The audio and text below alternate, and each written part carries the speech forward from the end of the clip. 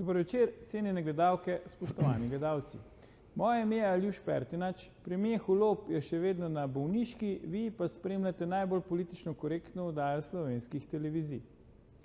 Srbski vožd Aleksandar Vučić te dni v sklopu predvolilne kampanje odpira nogometne štadione po Srbiji. Takole je poklical svojega piona iz Ljubljane. Zoki, Zorane. Gdje je Zoran? Gdje je Zoran Janković? Zorane, dođi nešto da vidiš, Zorane. Gradonačelniče, dođi da vidiš nešto. Dođi, Zorane, da vidiš nešto. Proći. Ovdje radimo pored Park Imperatora. Ne znam da li znaš. 18 ili neki kažu i 19 rimskih imperatora je rođeno na teritoriji današnje Srbije.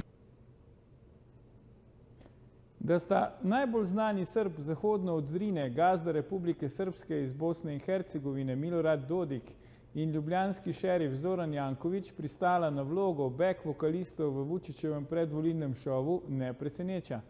Manj razumljivo pa je, zakaj v tej farsi očitno prostovoljno sodeluje šef Evropske nogometne organizacije Čeferin. Pa ne, da si že sedaj dela kampanjo za tretji mandat. Mutna posla, smo rekli včasih. Res mutna posla. Sedaj pa se lotimo 43. oddaje pravlične 7. sezone Faktorja na TV3. Resnica boli, komentarji še bolj. Danes bomo za vas komentirali, končno, Slovenija po 24 letih spet na Evropskem prvenstvu v nogometu. Skoraj četrt stoletja so porabili slovenski nogometaši, da so se ponovno uvrstili na Evropsko prvenstvo. Zakaj toliko, nam bosta povedala naš posebni gost, novinar Šport kluba Rok Višković in naš stalni komentator Darko Mršič. Rok, Darko, dobrodošla v Faktorju. Živijo, lep pozdrav. Dober večer, živijo. Rok, najprej te moramo vprašati, kje si v ponedeljek po tem zgodovinski slovenski uvrstitvi oziroma pred zgodovinsko slovensko uvrstitvijo na Evropsko prvenstvo parkiral. Namreč zasledil sem na družbenem omrežju, da si objavil, da ti Nogometna zveza Slovenije ni zagotovila parkirne dovolilnice v Stožicah, čeprav si praktično v živo spremljal tako rekoč vse tekme slovenske nogometne reprezentance in komentiral si to, da te na ta način poskušajo disciplinirati kot neposlušnega novinarja. Pa me zdaj zanima, kje si parkiral in pa zakaj si neposlušen novinar? Ja, dobro, to je potem kar malo na Twitterju zažgal, ker imel velik doseg, sem dobil kar dosti klicev, tako da parkiral sem tam, kot bi sicer, ampak seveda ni bil problem ta parking, čeprav zelo prav pride, bi tudi peš lahko prišel v končni fazi, smo še v zelo hujših pogojih delali v teh 20 letih, ampak seveda gre za to, da pač jaz, ko sem šel potem prav štet, me je prav zanimalo, v zadnjih 19 letih sem samo eno domačo tekmo spustil, mogoče, če sem se samo to praktično od 89 ne med tem, ko sem zdaj na tekmi, kot sem napovedal, videl in bivše novinarje in nekatere, ki jih sploh ne poznam in veliko novinarjev, ki sploh delati niso prišli in sem jaz ostal brez parkinga, tudi ko sem malo poklical na okol, se pozanimal, vsi te stalni novinarji v narekovajih so dobili. Tako da je to več ali manj jasno sporočilo, pa tudi se ni prvič zgodilo. Ampak s parkingom pa nisem imel problema, ker me je zelo hitro veliko ljudi poklicali, nekateri, ki ne vem, so dobili, pa so se odločili, da grejo peš. Tako res ene 5 ponudb sem dobil in seveda eno izkoristil. No evo, se pravi, če že ne Nogometna zveza, pa očitno tudi tisti, ki spremljajo nogomet ali pa se celo na njega spoznajo, pa te cenijo, kar se mi zdi pozitivno. Darko, ti si v bistvu nekako in v ponedeljek in včeraj lahko praznoval uvrstitev na Evropsko prvenstvo, ponedeljek pač slovensko, v torek hrvaške reprezentance, pa me zanima, kdaj si bil bolj miren, v ponedeljek ali v torek? Mogoče bi se jaz sam za trenutek vrnil na tole zanimivost glede Rokovega problema oziroma tega, da mu ni bilo zagotovljeno parkirno mesto. Mislim, da je to nasploh en tak prikaz, kako je z našim športom. Veste, zdajle, ko je prišel v nek zrak, ta ambient zmagovalnosti, so se kar od enkrat vsi spet pojavili. Tako je z odbojko, tako je s košarko, tako je z vsem. Ko je rezultat, smo vsi radovidženi tam. Zdaj pa, kar se tiče samega proslavljanja. Tekmo Slovenije-Kazahstana sem spremljal na poti iz Zagreba proti Ljubljani oziroma Borovnici. Zadnjih 20 minut, tisti, ki so bile res tudi malo bolj napete, oziroma pol ure sem spremljal doma. Nekako na obeh tekmah nisem čutil neke nervoze, sem se pa sigurno bolj bal te tekme Slovenije, ker vseeno za Hrvaško nekako vem, da je to neka strukturirana ekipa, kjer ima že v sami zasnovi neko zmagovalno mentaliteto. Predvsem pa zato, ker vem, da tudi tista dva nekako spodrsljaja, ki so se jima zgodila, sta bila pač tudi neka posledica tega, da so jih resnično v zadnjih trenutkih tiste poškodbe močno okrnile in tukaj se je razsuvala neka že ustaljena struktura oziroma že pripravljen način igre. Nekako na koncu je šlo v obeh primerih tako, kakor se je mogli iziti in kakor je najbolj in za nas in za reprezentance, tako da evo, v tem trenutku čestitke obema ekipama. Ja, absolutno. Zdaj, Rok, recimo, če se vrnemo nazaj, ko je bila skupina pač ta slovenska izžrebana in smo vedeli, se pravi Danska, Finska, Kazahstan, Severna Irska in San Marino, če sem vse naštel, kaj si ti takrat pomislil? Ne vem, to bomo mi z lahkoto se uvrstili, to je skupina, kjer bi morali priti naprej. Kako si takrat razmišljal, kako recimo danes, ko so se kvalifikacije že odvile, razmišljaš o tej kvalifikacijski skupini? Jaz sem najprej pomislil na to, kako bom čim prej probal odgovoriti na Nogometni zvezi Slovenije vprašati, ali je enkrat zdaj končno cilj, če si upa reči na glas, da je cilj uvrstitev na Evropsko prvenstvo in prvič v zadnjih 20 letih se je po mojem to tudi malo s pritiskom javnosti, ne seveda samo mene, ampak še tudi ostalih novinarjev zgodil. So rekli, da je bil cilj, ja. Tako, prvič, vsaj kar se jaz spomnim, vedno je seveda cilj, najvišji so cilji, tako se govori o tem okolju, ampak potem, ko je pa treba to nekako na papir spraviti oziroma kot dejstvo, se pa zelo izmikajo tem nekim napovedim, tako da mislim, da sem tu že odgovoril s tem, da sem seveda tudi jaz pričakoval vrstitev, tako da tudi ne bi zdaj neke euforije zganjal, najbolj pa prevoščam fantom, no, ker mislim, da si res zaslužijo in se tudi vidi, kažejo na vsakem koraku, tudi kako čustveno so to doživeli, tako da jim zelo prevoščim in mislim pa, da če bojo imeli podporo, če bojo še skrb držali, če se še to določene zadeve popravi, da lahko tudi v Nemčiji marsikaj naredijo. Jaz bi se tukaj navezal, vsekakor mislim, da je bil čas, da se neha zalibi, če nič drugega, tudi če se je na začetku vzpostavljal nek duh, ki seveda, kakor je Rok rekel, ni bil konkretiziran, se je potem pri vsakem spodrsljaju iskal nek alibi in ta način mislim, da je bil zdaj tudi eden od rezultatov, mislim pa, da je tukaj veliko vlogo odigral, jaz bom kratko rekel, gospod Matjaž Kek. Mislim, da on po vsemu temu, kar je v zadnjih letih naredil, celo po tistem, ko je bil predhodno razrešen z dolžnosti selektorja, mislim, da je bilo prehitro. Moram pa spomniti tudi, da tisto v enem trenutku, ko ni šlo najbolje, že na začetku teh kvalifikacij, je bila tista izjava Jana Oblaka, tako več ne bo šlo naprej. Tisto, kar manjka slovenski reprezentanci, kar je manjkalo, da nekdo, ki ima že neko avtoriteto, ki igra, ki ima tudi neko zmagovalno mentaliteto iz kluba v nastopih v Evropi, da se postavi v to vlogo, to ne moramo pričakovati, recimo, ne glede na to, na kakšnem nivoju in po kvaliteti in v klubu igra recimo Šeško. To je bil trenutek, kjer je, mislim, da Jan Oblak pravilno reagiral tudi z neko dozo jeze, ogorčenja, je dal vedeti svojim soigralcem, bolj kot javnosti, da pač se treba zbrati, kakovost je in da je vsaj v tem formatu, v katerem se zdaj igra za Evropsko prvenstvo, je pa res, bi bilo pa res skoraj sramotno, če se Slovenija ne bi uvrstila oziroma vsaj prišla do faze, da ima še vedno možnost za uvrstitev na Evropsko prvenstvo. Tako da z tega stališča mislim, da so se nekako postavili na pravo mesto, kocke od selektorja do igralcev in njihovega odnosa do reprezentance. Ja. Čeprav to, če lahko skočim še jaz izvoli, malo, Rok, to se je zgodilo že v prejšnjih kvalifikacijah, ne si na to mislil. Ja, ker zdaj- tako. Ja. Ali za Ligo narodov. Ja, in pa potem Liga narodov, tiste poraz v Beogradu in pa poraz v Splitu. Ja, takrat je Jan Oblak udaril po mizi, kot se reče. Ne? In pa tudi Matjaž Kek je ravno na moje vprašanje, ko sem ga v Beogradu vprašal, če razmišlja o odstopu, konkretno rekel, da razmišlja o odstopu.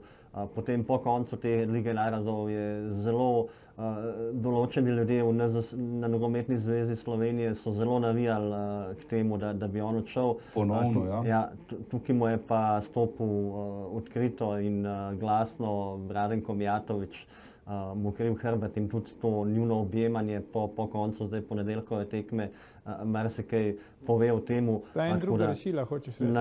Na koncu sta oba v tej zgodbi tudi velika zmagovalca. Ja, Jan Oblak se je pa res, on se je vedno, že tudi prej, v mladih letih, njemu je bila največja muka v nogometu pojavljanje pred novinarji, intervjuji in zdaj se pa tudi to spremenilo. Hkrati pa zelo pametno izbira te trenutke.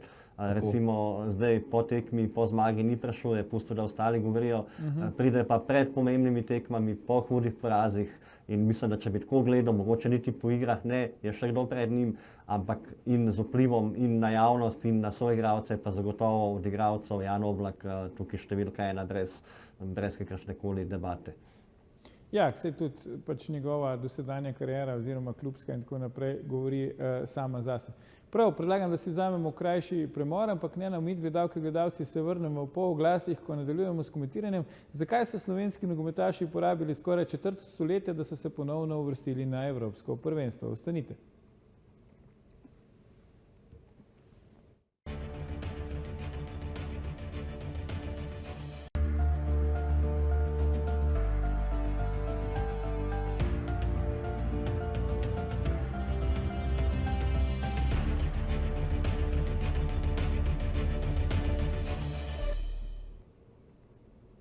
Dobrodošli nazaj. Z nami sta še vedno naš posebni gost, novinar Sport kluba Rok Višković in pa naš stalni komentator Darko Mršić.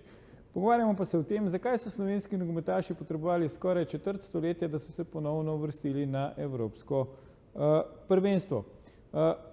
Darko, zdaj nekaj smo že rekli v prvem delu oddaje o vlogi selektorja Matjaža Keka, pa o vlogi prvega vratarja in kapetana Jana Oblaka. Je pa v teh kvalifikacijah na nek način zablestel oziroma se dokončno zapisal kar na evropski nogometni zemljevid mladi napadalec Benjamin Šeško.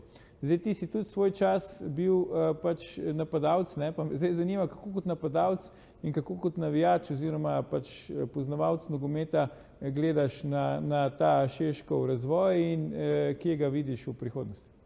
Ja, vsekakor jaz bi mogel tukaj prvo omeniti eno zanimivost, ki sem jo danes prebral, da recimo na Evropskem prvenstvu, ki se je pred 2 letoma do 21 let, ki se je igralo v Sloveniji, recimo Šeško ni bil v kadru. In tu moram pač reči, da se vidi, kaj je to, kar dela recimo Red Bull Salzburg, kako detektira te igralce, kako gradi njih, kako jih iz teh mladinskih oziroma let med mladinskim in članskim nogometom z nekim pravilnim doziranjem pripravlja na ta članski nogomet ali pa nogomet na višjem nivoju in to je izjemno delo, ki ga upravlja ta klub. Predvsem tudi ta njihov scouting je tu zelo pomemben. Seveda, najtežje jaz mislim v tej fazi preskoka, če odštejemo golmane, ki lahko priložnost dobijo šele pri 27-28 letih kot prvi vratarji. Mislim pa, da je najtežji preskok danes v nogometu narediti mlademu napadalcu, kar se tega tiče, to se pravi nekega prehoda iz mladinskega. Mi imamo nešteto igralcev, ne samo na našem področju, tudi širše, ki so v nekih mladinskih ligah blestel strelsko, igralsko, tako in drugače.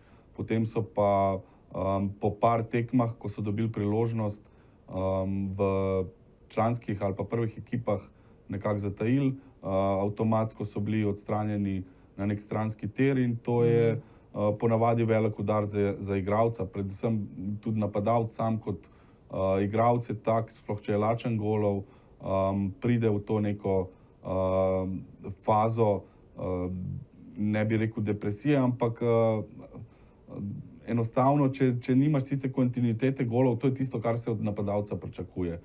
Kljub temu, da je moderen nogomet se nekako razširil, kar se tiče tega forsiranja proti golu od krilnih igralcev in tako naprej, ampak za Šeškota vemo, da je klasična špica, visok, ne vem, mene po konstituciji spominja recimo na Mandžukića, tudi na ta njegov tekaški del in mislim, da bo to, če bo s takim tempom nadaljeval, če ga bojo nekako zaobšle tiste neke poškodbe, ki lahko pustijo velike posledice, ne samo na telesu, ampak spet se vračam na to, na neko psihoigralca. Mislim, da je pred njem ena bleščeča kariera in poleg tega bi recimo njegov vpliv na samo reprezentanco oziroma na duh v reprezentanci se mi zdi, da bo celo precej bolj pozitiven, kot je bil tisti duh od Zlatka Zahovića, ki je bil recimo v svoji generaciji dva nivoja, mogoče celo boljši od večine igralcev, ki so takrat igrali z njim, ker se mi zdi tak precej bolj prijeten, bolj dostopen, plus nekako ni odrastel v tisti jugoslovanski šoli nogometa, ampak ima to dozo nekako, če bi lahko temu rekel, nemškega nekega pristopa, odnosa do tekme, odnosa do soigralcev, odnosa do ekipe. Je pa res, kakor sem prej omenil, kakor je recimo Rok me jaz spomnil, da je bila tista izjava od Oblaka, je bila mislim, da celo ravno po tekmi s Hrvaško, ko je po tisti prvi tekmi, ko se je nekako še parirali pa zmagali, tisti je bil pa recimo se je štelo kot fiasko, čeprav vemo, kaj je Hrvaška danes na svetovnem zemljevidu nogometa. In ja, mislim, da bojo te fantje, sploh s tem, tudi kakor vidimo tele reakcije po tekmi, da se bo tu vzpostavila ena klapa, tako da Šeško bo tu sigurno zelo pomemben faktor in je že v bistvu kljub tem svojim rosnim letom. Vidimo tudi tisti njegov izhod pred ljudi, tista njegova zelo simpatično porabljena beseda oziroma fraza moje ljudstvo, kar nekako skoraj da ne slišimo več kaj takega, kot da je karkoli reči v tem duhu, nekako se šteje kot konzervativno in mislim, da je, ampak on je to izredno tako lepo s srcem rekel in ponovil potem. Tako da Šeško ima res izredno svetlo prihodnost, tudi če odštejemo, tudi če reprezentanca ne bo dosegala rezultatov, ki naj bi jih pričakovali zdaj, bo Šeško tisti, ki bo nekaj pomenil, recimo lahko bi rekel tako, kot je Edin Džeko v reprezentanci Bosne in Hercegovine. Je tisto, kar je magnet še vedno in kar mora prenesti tudi respekt z leti, ga bo še več imel s svojo starostjo, s svojimi izkušnjami, tudi v sami garderobi, ampak mislim, da ga že zdaj fantje dovolj spoštujejo in da so med sabo nekako povezani. Ja, Rok, kako pomemben je bil Šeško v teh kvalifikacijah, kako pomemben bo na Evropskem prvenstvu? Ja, jaz bi se mogoče še malo vrnil na to, kar je on začel in super iztočnica, ja. Njega ni bilo na tistem Evropskem prvenstvu, s tem, da to je bilo obdobje, ko je on bil sicer nogometaš Salzburga, pa posvojen v Liefering, v drugo avstrijsko ligo, v kateri je imel povprečje, mislim, da celo gol na tekmo, mislim, da je dal 15 golov in če on s tako statistiko ni prišel v mlado reprezentanco. Vprašanje, kaj je bilo še v zadju, samo bi mogoče to iztočnico, da mi zelo, vsaj v nogometu, zelo težko res mladim igralcem dajemo šanso. In tudi Šeško, mislim, da za moj okus bi lahko že malo prej dobil tisto resno šanso in moramo tudi vedeti, takoj ko je dobil oziroma zelo hitro je izkoristil. In jaz se vedno malo pohecam, sicer prediravam, ampak mislim, da če Luka Dončić ne bi šel v Madrid, da bi verjetno zdaj kot posojen igralec Olimpije počasi dobil šanso v Domžalah. No. Pri Mornarju mogoče ne v Domžalah. Tako da mislim, da on enostavno tako hitro izkoristil šanso, ki jo je dobil, sicer zelo hiter, ampak bi jo lahko še hitreje, ker on je takrat že igral za Salzburg, mi pa nekih res super napadalcev nismo imeli, so te, ki so zdaj, Celar je star 22, Vipotnik je 21, razen Andraža, ki je 30, so to vsi mladi, takrat jih pa res nismo imeli, pa bi mogoče še kakšno tekmo ali pa še kakšno akcijo prej lahko dobil priložnost, ampak ko je dobil, je pa super izkoristil in ja, zagotovo je to edini igralec trenutno, no, ki ga vidim, ki lahko tudi sam kaj naredi, se pravi, gre v dribling s tem svojim šprintom, je eden od najhitrejših nogometašev na svetu že zdaj. Ob vsem tem, da ima levo nogo, da ima predrznost, da z desno, da ima skok, da ima tehniko, je pa mislim, da njegova daleč največja moč psiha, ampak psiha v smislu ena, da je res pripravljen delati, da misli na vse, od hrane, spanja, javnega nastopanja celo, že to se uči.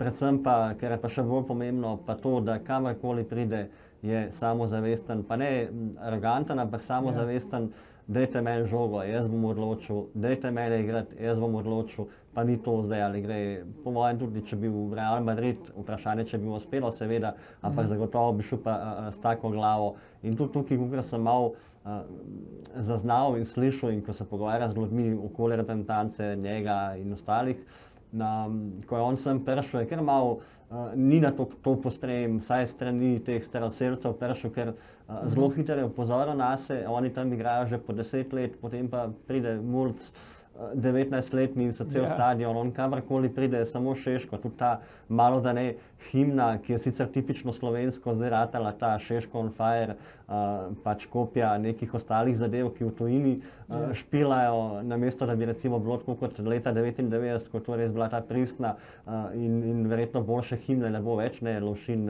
Predin in Kreslin. No, sem malo zašel, da se vrnem na to, ja, zelo je priljubljen in zelo hitro je postal priljubljen in je to mogoče celo malo šlo komu v nos, verjetno gre še komu zdaj, ampak mislim pa, da so na koncu videli tudi te fantje, da je on enostavno tako dober, da bo tudi njim pomagal in da zdaj, ker vedno v zadju se obstaja in bo verjetno še prišlo, me prav zanima, kako bo zdaj s to delitvijo premij, bi že tam mogoče iz izkušenj iz preteklosti vemo, da se je marsikaj zgodil, upam, da se seveda tokrat ne bo, ampak ja, so se kar ujeli, so ga sprejeli, ampak seveda, če imaš toliko dobrega igralca, ki lahko tebi sam pomaga, je tudi v tvojem interesu, da ga sprejmeš in ta klapa mi res deluje zelo ok, tako da sem tudi glede tega optimist. Moramo pa tudi vedeti, da so to fantje od teh nosilcev, ki res igrajo, noben ni starejši kot 30 let, ne. Jih je pa kar par, ki so 22, 20, 25, potem imamo pa par 30-letnikov ali pa 29, hočem reči, da vsaj še 2 cikla bi oni lahko sam še navzgor šli, če bo vse seveda tako, kot si želimo, da bo. Zdaj, Darko, na odločilni tekmi v ponedeljek pač je Šeško, ki sicer tudi izvaja 11 metrovke, pač za slovensko reprezentanco vzel žogo in zabil gol. To vseeno pa mora biti nek pritisk, ne, za nekoga, ki je kljub vsemu star šele 20 let. Ja, seveda, mislim, sploh na taki tekmi, ti lahko igraš nemško prvenstvo, pa tudi izgubljena točka ali 3 točke, ni taka škoda oziroma se ne pozna toliko, sploh pa tu, ko se je začutila ta atmosfera, ko so ljudje dejansko slovenska javnost spet pograbila, to je tudi neka naša bolezen. Je sigurno pritisk, ampak se pravim, se vidi, da je nekako šel čez vse te faze profesionalnega pristopa že v mladinskih selekcijah, kjer se na igralcih dela tudi na temu, na neki psihični stabilnosti. Verjeten, tudi če bi se zgodil, da bi zgrešil to 11 metrovko, verjamem, da bi jo veliko lažje preživel, oziroma to neizkoriščeno priložnost tudi na samem igrišču. Še vedno je tisti interval časa, ki ga lahko potem izkoristiš na samem terenu, da popraviš svojo napako. In to je razlika med tistim, kar sem prej omenil. Tiste bivše jugoslovanske šole ni se toliko dalo na to, na samo psihično pripravo, na samo stabilnost, celo na fizično ne toliko, razumeš? Kaj šele na ta del, sploh pri mladih igralcih. Forma je prolazna, klasa je večna. Ja. In jaz ne dvomim, da bi on v tistem trenutku, tudi če bi prišel do tega, da ne bi zadev, bi po moje še nekih 10-20% dodatnih dal na terenu. In to je super, vse se je poklopilo in moramo iti korak naprej, ampak brez te euforije malo čutim že nasploh v javnosti, niti ne toliko od igralcev, da se zdaj kar pričakujejo neke velike stvari, in to je ta neka bolezen pri nas nasploh v športih, ko pride do nekega vrhunca oziroma pod vrhom, pričakujemo potem nek velik rezultat, ki ga pa če ga ne dosežemo, vse pade gre vse v neko pozabo, spet na neko margino športno, ker v načelu smo Slovenci, oziroma Slovenija je športna država, Slovenci športni narod. Ne morem pa reči, da smo pa nogometni narod. Lih prej Rok omenil, mi imamo eno navijaško pesem, eno himno, zdaj ta Šeško on fire, ker mi tudi na samem ambienta nogometnega nimaš toliko na tribuni, kjer bi lahko rekel, mi smo pa nor nogometni narod. Po drugi strani imaš Hrvaško, ki brendira vse, hvala Bogu jim je to ratalo tudi konec koncev potem z rezultati, ampak njim je slogan reprezentance preprosto obitelj, family, družina. In na podlagi tega gradijo na podlagi tega, da tudi na nekih družbenih temah, recimo tekmo je včeraj odločil Ante Budimir, glavna danes zgodba je njegova življenjska zgodba. To se pravi begunec iz Žepča, iz Srednje Bosne, oče mu je umrl, ko je bil mlad, in to ga povezuje, to je tisto, s čemer se lahko identificira 80% navijačev Hrvaške. In oni gradijo na tem, mi pa moramo tudi v teh fazah, ko bo sigurno prišlo tudi do spet kakšnih slabših obdobij, ostati ob teh fantih in ne pričakovati zdaj čudežev, da bosta, ne vem, Šeško pa Oblak, pa ostalih 9, kolikor bo, enostavno graditi na tej lepi zgodbi, probati maksimalno zvleči iz evropskega prvenstva in to je to. Spet narediti neko atmosfero nogometno. Zdaj, kam realno zdaj po tvoje kotira Slovenija? Vemo, na teh dveh zadnjih tekmah v bistvu na nek način dva obraza. Najprej tista petkova tekma z Dansko, kjer smo roko na srce izgledali res ubogo, praktično edini preblisk je bil prosti strel Aljaža Janže, ostalo je bilo za pozabo. V ponedeljek boljša predstava, ampak spet ne nek presežek, spet preblisk Benjamina Verbiča, ki nas je na nek način rešil, da nismo do zadnjih sekund trepetali pred morebitnim golom Kazahstana, ki bi uničil te naše nogometne sanje. Kam ti zdaj uvrščaš Slovenijo na tem evropskem prvenstvu oziroma nasploh? Zdaj treba bo seveda počakati na žreb skupin, ki nas čaka 2. decembra, pa bomo lahko veliko več povedali. Ampak jaz mislim, da je treba iti na evropsko prvenstvo s ciljem in tudi verjamem, da se to lahko zgodi, da pridemo prvič v izločilne dele.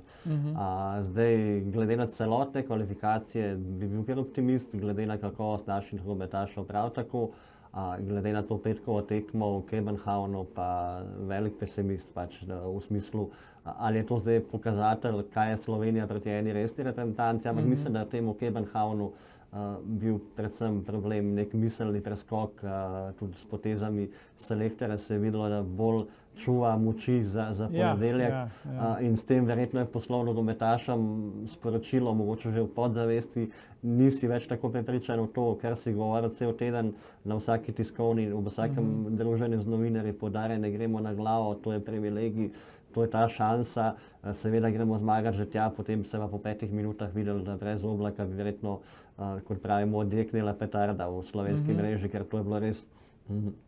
Jaz sem bil na Danskem in to je izgledalo tudi že tako iz tribune, ko mogoče malo vidiš, to je res dva razreda više in hitreje in višji so bili in bolj agresivni in bolj tehnično sposobni. Res. In če bi to bil pokazatelj, pa bil pesimist, mislim, da so zmožni fantje veliko več, kot so pokazali na teh 2 novembrskih tekmah. Zdaj Kazahstan je pa potem bil po mojem že kar nek tudi krč, malo to, ali se ti bo vrnil zaradi petka, malo pomembnost tekme, malo pa tudi seveda te Kazahstanci so res, jaz že dolgo nisem videl ekipe, ki bi šla toliko, kot se reče, na glavo, toliko agresivno, toliko, ne vem, spomnili so me na nas iz tistega obdobja pred četrt stoletja že skoraj, ko smo res en za drugega, to je bilo za vsak out, skakanje in ploskanje, objemanje, pač videlo se, da res verjamejo v to, da jim uspe in da bo za to naredilo vse. In na koncu koncev jim ni veliko zmanjkalo. Ja, absolutno. Ja. Tudi jaz sem dobil ta občutek, skratka, res so dali na nek način vse od sebe. Zdaj, Darko, imamo, bi rekel, tu na nek način 2 ekstrema. Slovenija prvič prišla na veliko, mislim, na Evropsko prvenstvo po 24 letih, na veliko tekmovanje spet po 14 letih. Na drugi strani Hrvaška, ki ne samo, da se redno uvršča, ampak pač praktično zdaj v zadnjem času ves čas med prvimi 4 oziroma slabša od 3. mesta ni bila. Je razlika, kako greš na prvenstvo. Tudi Hrvati niso blesteli v kvalifikacijah, na koncu morali zmagati zadnji 2 tekmi za neposredno uvrstitev, sicer nasprotniki niso bili ravno, bi rekel, zahtevni, ampak vendarle, kako ti vidiš recimo zdaj Hrvaško na tem prvenstvu? Vemo pač ta Modrićeva generacija verjetno s tem prvenstvom se na nek način poslavlja. Ja, zdaj jaz bi tako rekel, če bi Hrvaška imela Šeškota, bi lahko napovedal, da bojo definitivno v finalu.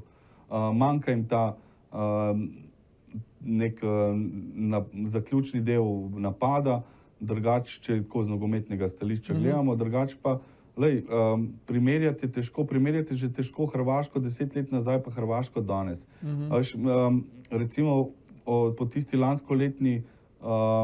lanskoletnem finalu v Ligi narodov smo bili kar od enkrat že razočarani, ker smo drugi, a veš. In se dviga ta lestvica, kar je prav, mislim.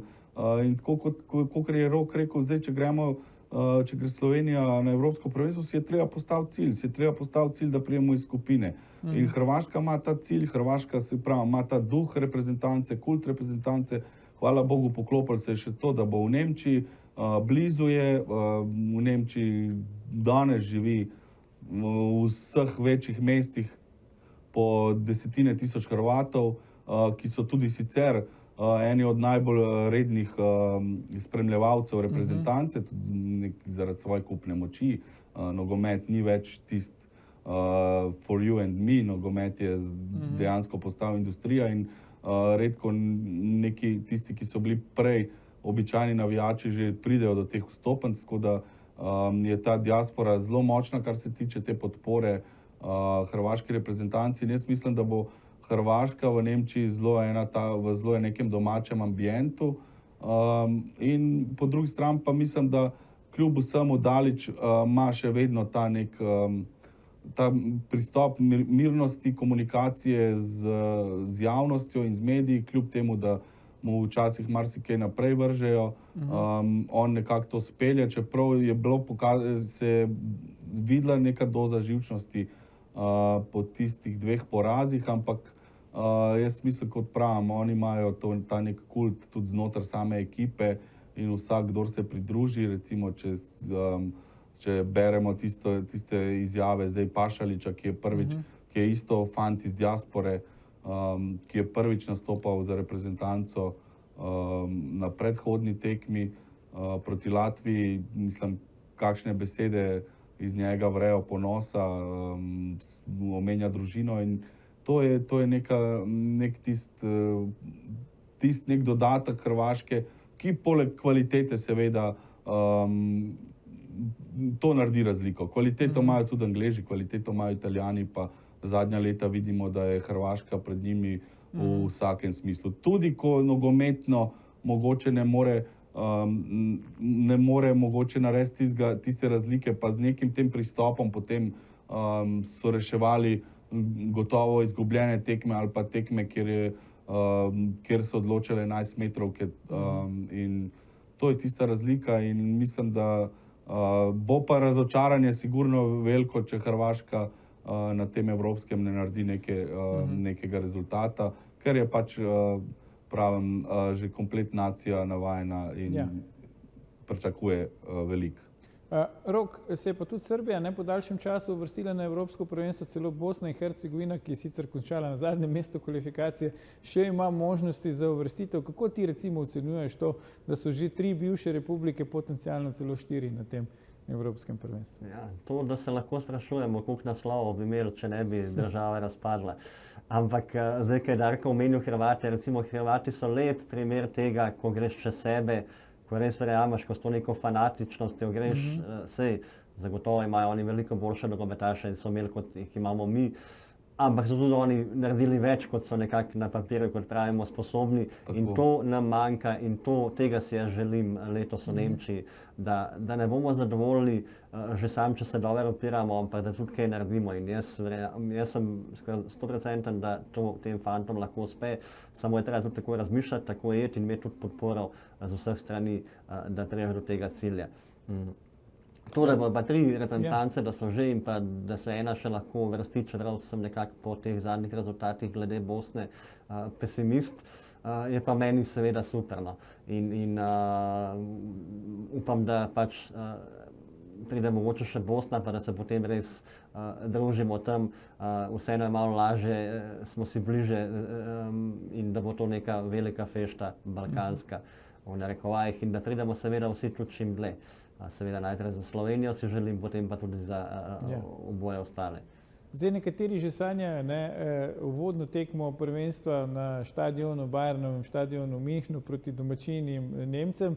Bi vidva recimo, bi se vam dopadel tak scenarij, da bi bila Slovenija v skupini z Nemčijo in da bi recimo teoretično igrala prvo tekmo prvenstva proti domačinom Nemcem na Münchenskem stadionu? To je itak zgodovinski trenutek, kakorkoli se na koncu konča, to enkrat v življenju verjetno doživiš in to že za vsakmu igralcu pomeni neki seveda komplet države. Mislim, da bi se takrat Slovenija ustavila za 2-3 ure ob tem trenutku. Ja, to bi zagotovo bi se še bolj v središču sveta nogometnega znašli. Vse to pričakuješ 2 leti to tekmovanje in potem ta prva tekma, veliko več pozornosti. Jaz mislim, da zdaj verjetno iz glave znam našteti za zadnjih 10 prvenstev, predvsem svetovna, tudi evropska verjetno, katere so bile otvoritvene tekme. To so tekme, ki so nekaj več, tekme, ki je 5-krat oziroma še verjetno veliko večkrat večja pozornost, recimo Hrvaška 2014 v Braziliji, to si tisti mesec v središču dogajanja sveta in s tem seveda lahko profitira in nogometaši in pa tudi država kot cela. Kakorkoli se bo že razpletlo, po 24 letih bomo spet lahko navijali za naše na Evropskem prvenstvu. Rok Višković, Darko Mršič, najlepša hvala za vajine današnje komentarje v naši oddaji. Gledalke, gledalci, to je bil tem, zakaj smo po 24 letih spet na Evropskem prvenstvu, že 951. faktor na TV3. Jutri bomo za vas komentirali kult osebnosti, zakaj Svoboda še naprej fura kult osebnosti Roberta Goloba. Ne zamudite, predvsem pa ne pozabite. Ni vseeno, kdo kaj reče.